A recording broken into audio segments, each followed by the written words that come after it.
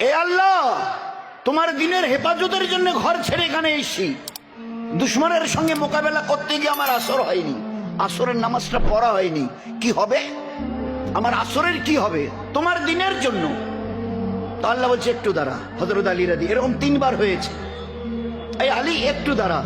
তো ডুবে যাওয়া সূর্যকে আল্লাহ 3.5 হাতের একটা মানুষ হযরত আলী রাদিয়াল্লাহু তাআলা আনহুর জন্য ডুবে যাওয়া সূর্যকে আবার দুবার আল্লাহ বার করে দেখিয়ে দিয়েছে। বড় ইতমিনানের সঙ্গে আসরের নামাজের নিয়ত বেঁধে বাদিকে যখন সালাম ফিরিয়েছেন আল্লাহ ডুবিয়ে দিয়েছে। গোটা কায়নাত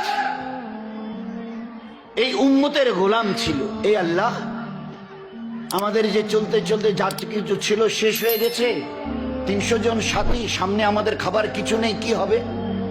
তো দরিয়া থেকে কিছু ব্যবস্থা বলছে একটু দাঁড়াও, একটু দাঁড়াও। দাঁড়াও মানে ঠিক আছে, এরা পা তুলেছে, এগিয়ে যাবে আল্লাহর রাস্তায়।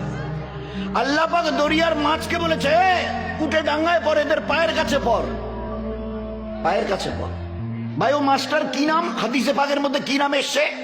আর ভাই বলেন না, সবাই তো আমরা একই ক্লাসের ছাত্র, কি নাম ভাই মাস্টার? হ্যাঁ, আম্বার। কি নাম হাদিসে পাকের মধ্যে? আল্লাহর নবী সাল্লাল্লাহু আলাইহি ওয়াসাল্লাম বলছেন ও মাস্টার নাম ছিল আম্বার। দরিয়া থেকে উঠে এরা বড়শি, জাল, ওসব কিচ্ছু করতে হয়নি। এই আল্লাহ, আমরা ভুকা 300 জনের জামাত, কি হবে? তাহলে দাঁড়াও, এই মাছ উঠে পড়। তা 2 রাকাত নফল পরে হাত তুলেছে, মাছ এসে ডাঙায় পায়ের কাছে। 300 জনের জামাত 18 দিন, হিসাব করে দেখবেন, দুবেলা যদি হয় 3 18 54, 5400, দুবেলা করে যদি খায় তো 11,000 লোক এই মাছটা খেয়েছে।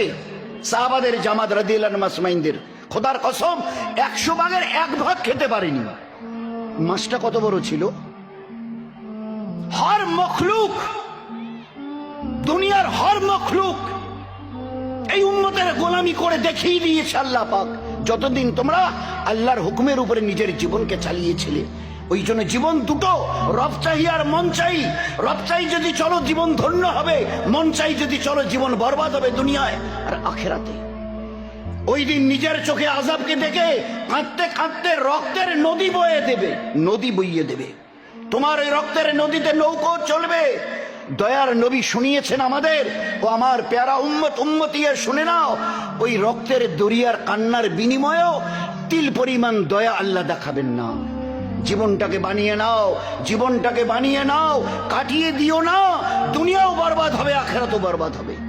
ওই জন্যই ভালো করে জিনিসটা বুঝি, এই উম্মতকে আল্লাহ মালের বিনিময়ে ইজ্জত দেবার ওয়াদা